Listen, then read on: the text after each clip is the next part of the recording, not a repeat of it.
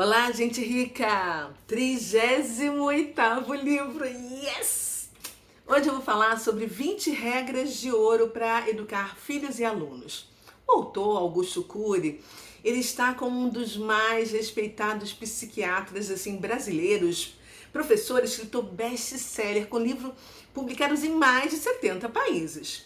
Há anos ele vem se dedicando ao estudo da educação e já publicou outros livros, artigos, mas este é uma bússola, um guia para pais, professores, tios, avós, todo tipo de educador. Gente, olha, antes de iniciar o resumo, eu super indico esse livro imperdível. Compre! Porque, como ele mesmo diz, nós não mudamos ninguém, mas podemos usar ferramentas de ouro para que eles mesmos se reciclem, reescrevam a sua história e dirijam seu próprio script. O Augusto Cury, ele criou a teoria da inteligência multifocal. E nesse livro ele apresenta 20 regras de gestão da emoção que todo mundo deveria conhecer. Ele explica assim detalhadamente, sabe? Cada uma dessas 20 regras. Bom, eu sou a Cristiane Oliveira. Se você está chegando aqui pela primeira vez no meu canal, porque algum amigo lhe convidou, seja muito bem-vinda, bem-vindo. E se você gostar, deixa o seu like. Se você não gostar, deixa o seu dislike. Pelo menos eu vou ter assim, um parâmetro, uma ideia dos livros que eu estou apresentando para as pessoas e do gosto delas. Toda semana eu leio uma obra e crio um resumo do que mais me chamou a atenção para levar até você essas informações assim pensadas através dos meus olhos. Esse já é o meu 38º livro desse ano de 2021. Uau! Então você tem uma lista, hein? Memorável de autores para conhecer as histórias e as expertises desses escritores. Você está pronto? Pronta para começar? Então, esteja confortável, com um saco de pipoca na mão e simbora, me acompanhe. Vamos lá. O autor, Augusto Cury, ele começa dizendo que não basta ser bons educadores, tem que ser educadores brilhantes e eficientes, porque sem saber, pais e professores acabam criando crianças, jovens e adolescentes cheios de crenças limitantes que se tornam servos dos seus próprios conflitos. Ele alerta que educar é assim uma tarefa de extrema complexidade, entendeu? Que pode assim ser mais difícil do que dirigir uma empresa com milhares de funcionários ou uma nação com milhões de pessoas. Sem usar técnicas inteligentes, os resultados na formação da personalidade podem ser assim desastrosos. A gente está vendo o que está acontecendo, né, gente? Olha as pessoas ao nosso redor. Ele afirma que educar não é assim modificar a mente dos alunos, mas levá-los a pensar antes de agir. Não é assim adestrar o cérebro deles, mas levá-los a desenvolver consciência crítica, entendeu? Não é cobrar demais, mas conduzi-los a ter autonomia. Não é super proteger, mas estimulá-los a trabalhar perdas e frustrações. Não é dar bronca também ou punir, mas levá-los a ter autocontrole e colocar-se no lugar dos outros. Olha a empatia aí. Então, ele fala também que, respeitando a cultura onde o indivíduo está inserido, as metas fundamentais da saúde, da educação de qualquer povo, deveria ser desenvolver a capacidade de emoção dos jovens para que sejam assim minimamente autores da sua própria história. Deveriam ser proativos, ousados, pacientes, estáveis, autônomos, altruístas, o que mais que ele fala? Seguros, carismáticos, capazes de aplaudir a vida e não ficar aí reclamando de tudo e de todos, sabe? Gente, onde estão esses jovens? O que está acontecendo nas famílias, nas escolas, nas universidades? O que a gente mais vê por aí, né, são os professores doutrinando os alunos com suas ideologias, formando aquela manada direcionada que pensa todo mundo igualzinho. As mentes deles estão assim violadas, levando assim ao estresse com baixíssimo capacidade, né, para suportar frustrações.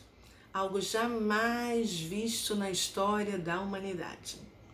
Uma coisa é certa, tá? Sem aprender a gestão da mente humana, promover o autocontrole e trabalhar a educação socioemocional, será impossível desenvolver adultos saudáveis capazes de pensar com tranquilidade e discernimento.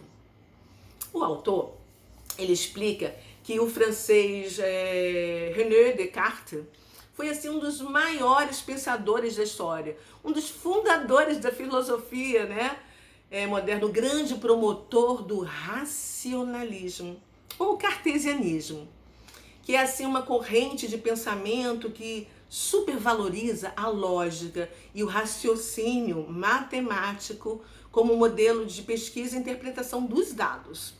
Porém, mesmo que tenha sido assim fundamental para o progresso material até hoje, né, foi assim completamente desastroso para o progresso emocional, com uma influência perniciosa das ciências humanas, em destaque a psicologia, a psicopedagogia, a sociologia e as ciências jurídicas.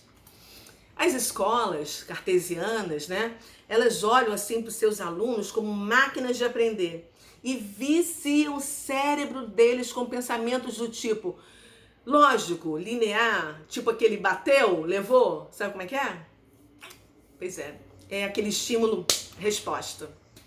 Enquanto as escolas gestoras de emoções, elas irrigam o pensamento imaginário, para os seus alunos pensarem, perguntarem, sabe, que possam promover a ousadia, a resiliência, o altruísmo, o empreendedorismo e, é claro, a gestão da emoção.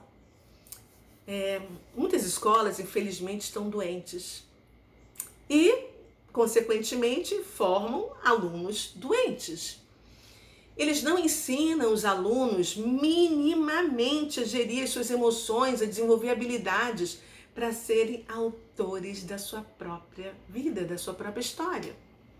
Isso porque toda criatividade, a gente sabe que a criatividade nasce do caos, da dúvida, da insegurança, do estresse saudável.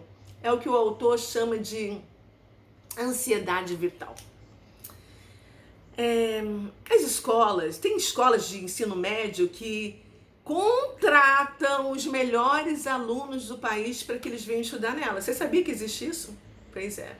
Eles amam os alunos que têm as melhores notas, mas desprezam os alunos medianos, ou que estão assim nos últimos lugares, sabe? Sem saber que ali se encontram muitos Einsteins. Pois é. Essas escolas, elas sonham com a notoriedade dos alunos sem se preocupar intensamente em como está a saúde emocional deles. As escolas, elas deveriam ser assim, escolas de gestão de emoção, de inteligência socioemocional, onde os alunos deveriam ter assim método de desenvolver um eu, autor da sua própria vida, da sua própria história. A mais notável tarefa de um educador não é encher ele de informações, sabe, abarrotar a mente dos alunos, mas prepará-los para que sejam protagonistas da sua história. Nunca os jovens tiveram um raciocínio tão rápido e, ao mesmo tempo, jamais tiveram tantas emoções frágeis e desprotegidas. Essa é uma das causas, gente, que tem, assim, levado a uma infeliz estatística, porque nós aumentamos em 40% o índice de suicídio entre jovens. A gente deveria chorar por causa desses números, sabe? O Setembro Amarelo que está terminando, mas está aí para registrar esses dados. Assim, há milhares de jovens que estão à beira do suicídio, esperando que alguém indague sobre o seu drama, que o abrace em momento difícil, que olhe nos olhos. Ei, alô, eu tô aqui. E lhe pergunte por que você está ansioso, agressivo. Que sejam assim capazes de dizer para eles assim palavras simples. Eu te amo. entendeu? Eu gosto de você, eu acredito em você. Não tenha medo da vida, tenha medo sim de não vivê-la intensamente. Ai, gente, toda quarta-feira eu escrevo um artigo para o programa Sai a Rodada. E no início desse mês eu escrevi falando sobre o Setembro Amarelo.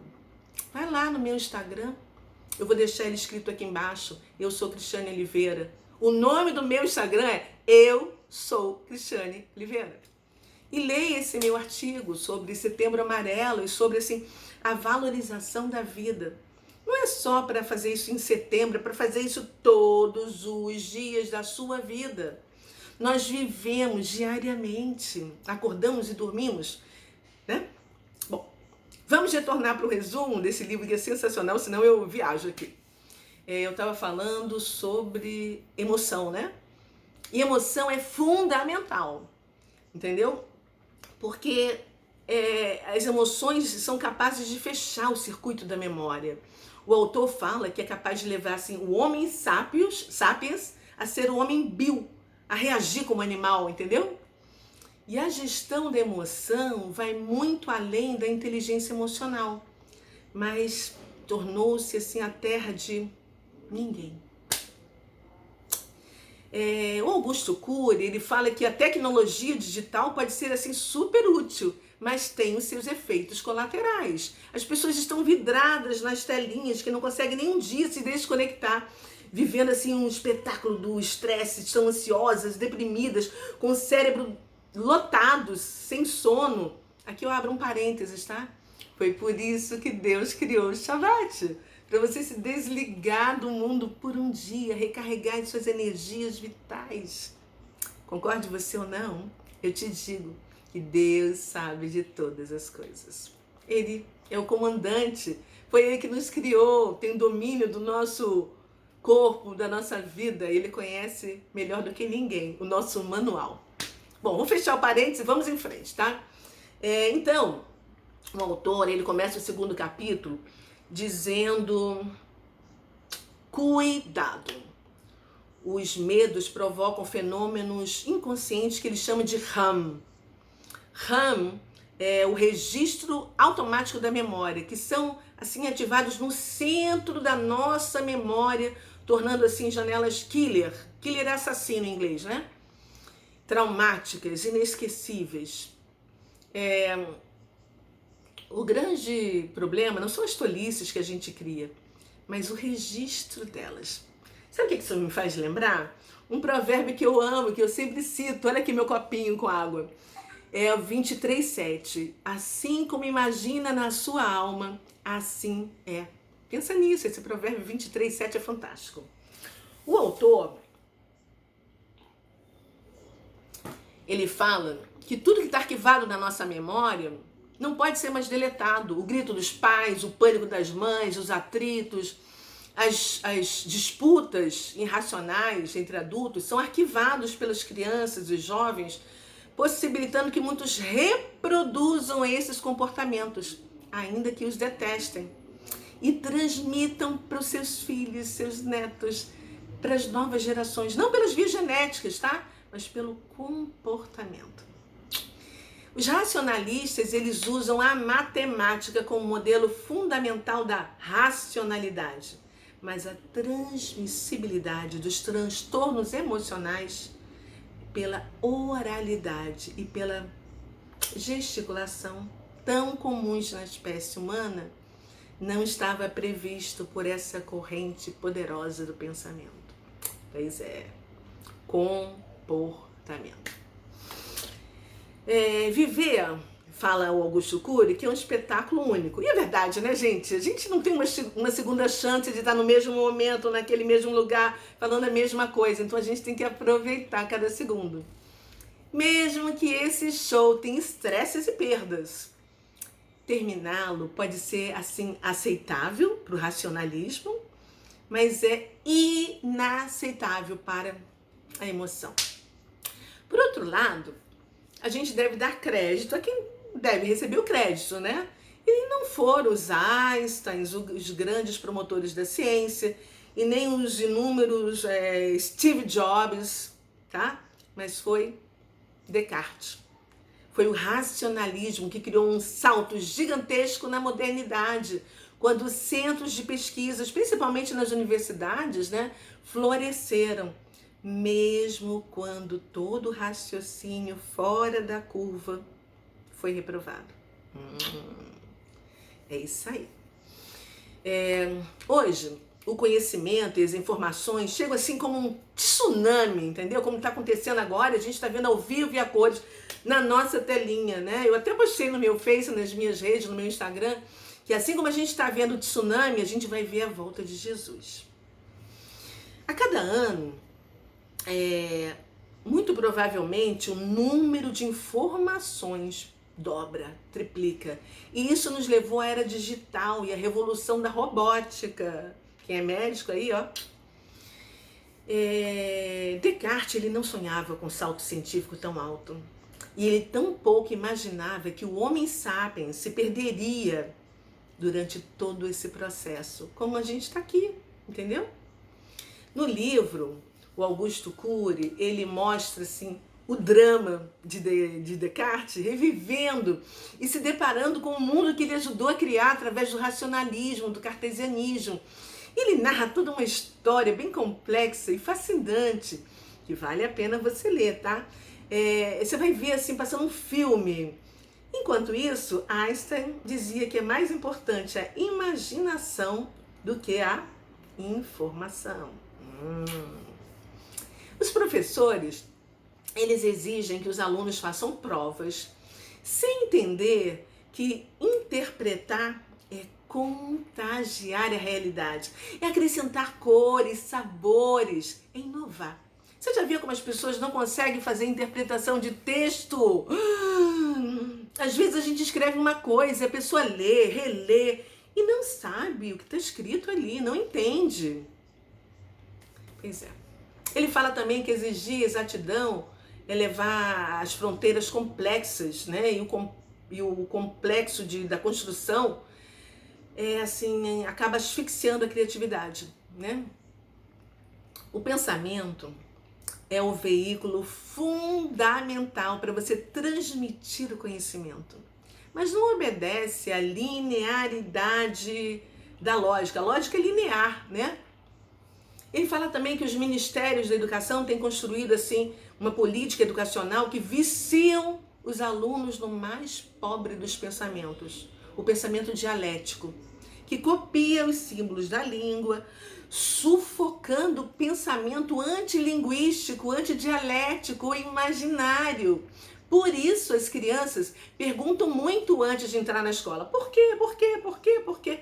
E deixam de perguntar à medida que os anos vão passando e elas vão subindo na escola. Né? Aqueles porquês todos vão diminuindo, observe isso. Elas param de perguntar.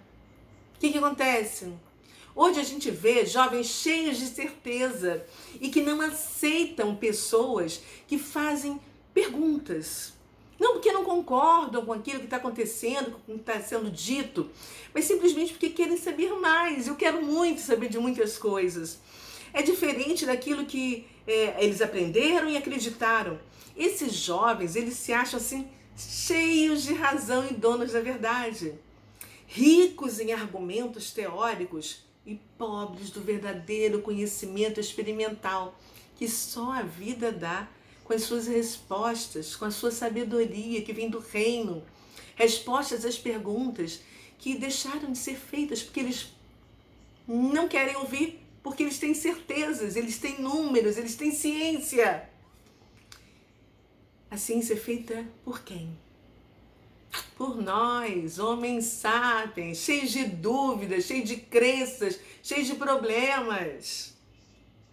Muitos que eles chamam de negacionistas, na verdade, são os questionadores, que não aceitam sim, sim, não, não, como resposta, entendeu? Mas querem simplesmente entender e pensar além do que está sendo proposto aqui e agora, visualizando o futuro. A produção de pensamento hoje em dia está sendo editada. É preciso formar o eu maduro, O eu é o centro da consciência existencial, o líder de si mesmo, o autocontrole do sujeito, a sua capacidade de escolha, identidade essencial. Um eu maduro não tem medo de mapear os seus erros, de se autoconfrontar, sabe? E nem dificuldade de rever as suas ideias e metas. Enquanto um eu imaturo detesta ser criticado, detesta ser questionado, tem dificuldade de olhar para si mesmo. Eu sou achando que é Deus, e se nutre de verdades absolutas. Se você disser que aquilo ali está errado, né, a pessoa não apresenta provas, não apresenta dados, simplesmente está errado, sim, sim, não, não. Entendeu?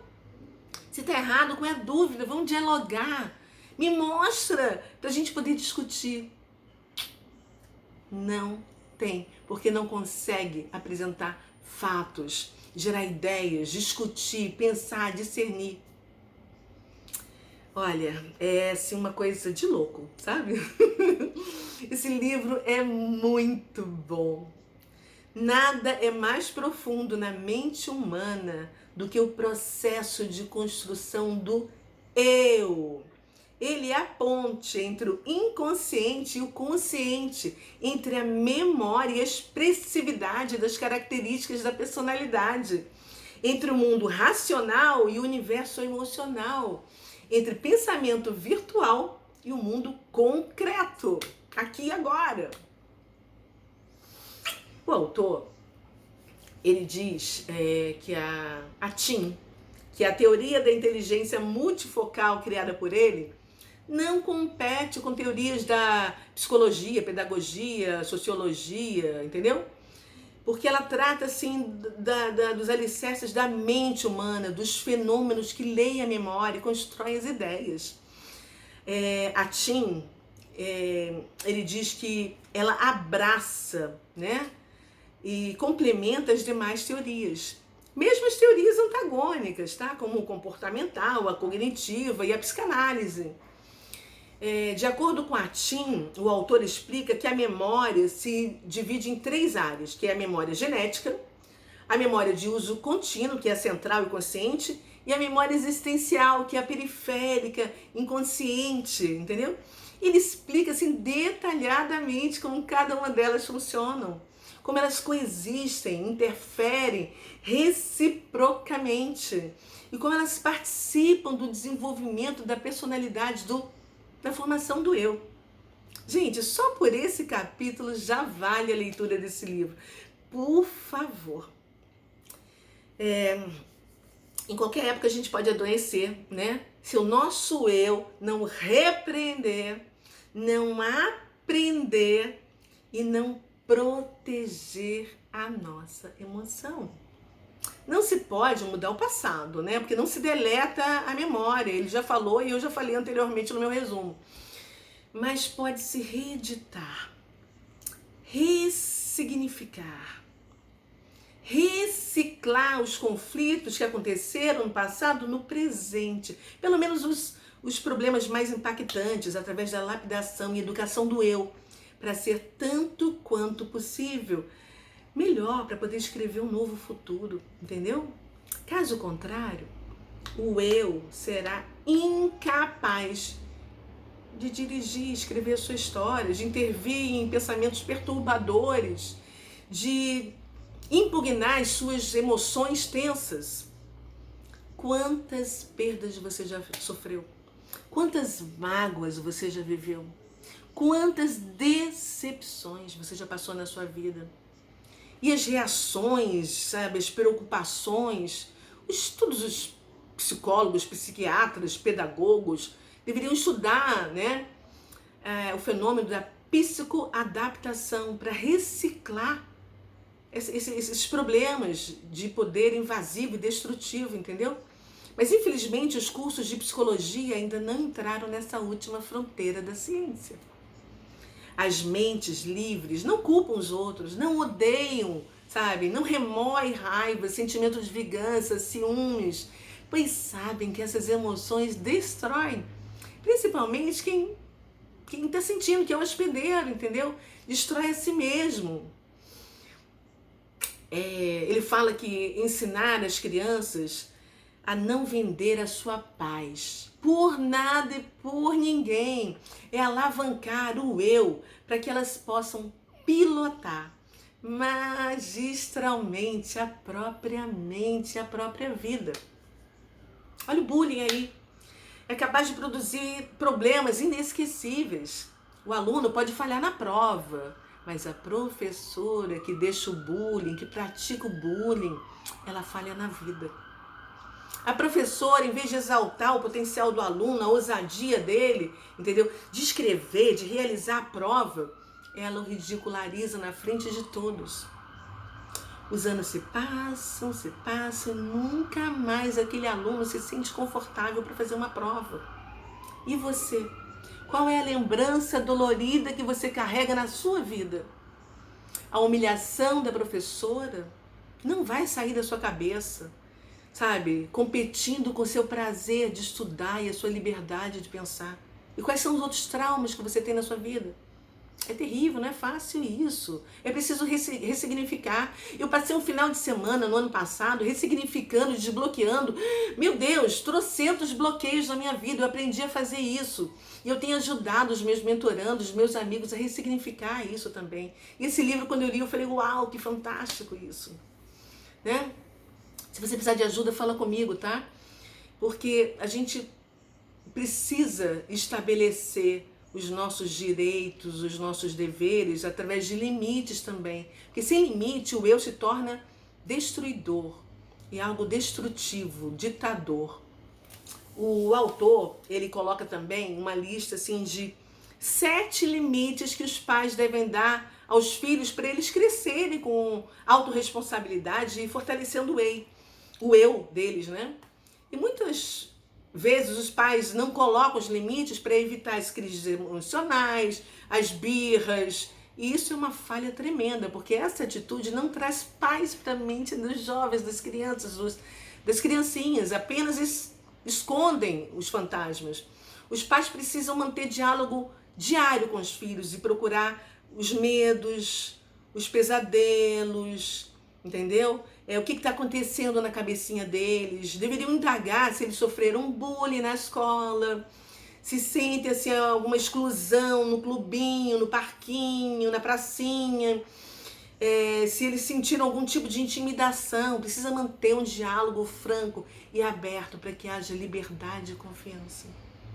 O autor, ele compartilha com os pais 6 estratégias para assim pacificar a mente das crianças no foco de tensão.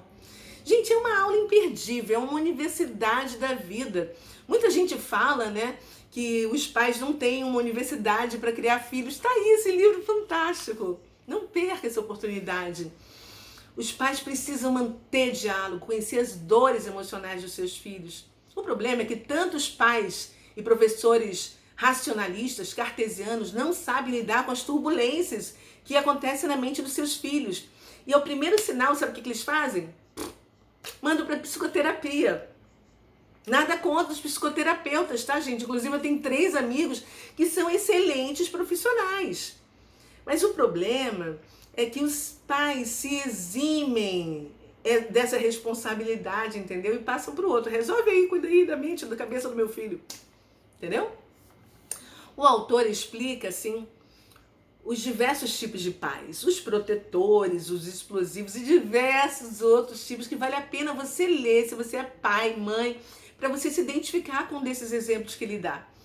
Gente, é lindo como ele escreve, como ele explica também sobre os autistas que bloquearam o processo de registrar e de retroalimentar a construção desses pensamentos, porque as suas habilidades vitais, como pensar antes de reagir, né, e se colocar no lugar dos outros, foram assim asfixiadas, entendeu? Ele também descreve a técnica TTE, da teatralização, que ele desenvolveu, e dá informações de como funciona, como operar lá. Olha, gente, vocês estão vendo que eu estou apaixonada por esse livro, né? Ele também mostra que, assim, o primeiro grupo notável para formar seres saudáveis, imaginativos, proativos, bem resolvidos, começa no ambiente uterino e se estende por toda a história de formação dos filhos e dos alunos. Não pense que seu bebê não está sabendo das coisas que está acontecendo. Mamães grávidas e gestantes e que tiveram bebê com 1, 2 meses, leiam esses livros. Ele fala também para os pais que leem esse livro, não se puna pelos erros que já cometeram, mas se reinventem. Gente, isso é muito forte. Ele tem uma frase que diz, que linda, que diz assim: se para preservar os recursos naturais do planeta Terra é preciso esforço coletivo e inúmeras estratégias, imagine para preservar o mais intangível e sofisticado dos planetas, o planeta das emoções. Pois é. E os pais que dão celulares, games, colocam o filho para ficar ali na telinha, enquanto eles estão trabalhando, fazendo outras coisas, para ocupar eles. Você sabia que essa telinha em nossas mãos libera dopamina, que é a mesma substância liberada pelo uso de drogas? Isso significa que a tecnologia digital vicia. Seria um crime você dar cocaína e bebidas em excesso para o seu filho. Mas não tem nenhum sentimento de culpa ao dar smartphones, tablets, videogames, sem nenhum controle, sem ferramentas de gestão de emoção para que tenha um mínimo de autonomia. É isso aí, hein? Estamos todos dependentes do digital. Atualmente, o esporte da juventude é clicar celulares. Quando eu falo para os meus amigos que normalmente no meu Shabbat, né, eu desligo o meu celular, eles não acreditam. Eu pergunto, como é que você consegue, Cris, ficar 24 horas sem mexer na telinha? Gente, Deus sabe de todas as coisas. Uma triste constatação que ele faz é dizer que ninguém muda ninguém, mas nós temos o potencial de piorar os outros. É verdade, gente.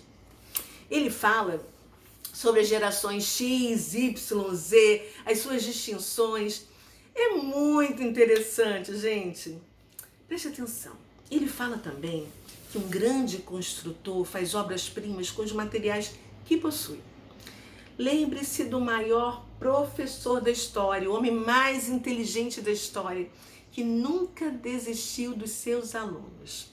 Embora tenha decepcionado quase que diariamente o mestre, os seus alunos só lhe davam dores de cabeça.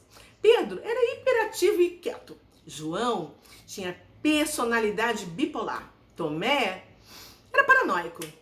Mateus era corrupto. Judas, um dissimulado. Você daria crédito a esses alunos? Pois é, Jesus deu crédito a todos eles e a nós. Outro dado importante que ele fala: crianças mentem, pais mentem, professores mentem. Você é uma pessoa mentirosa. Se você negar isso, você estará mentindo. Ele fala sobre isso, gente.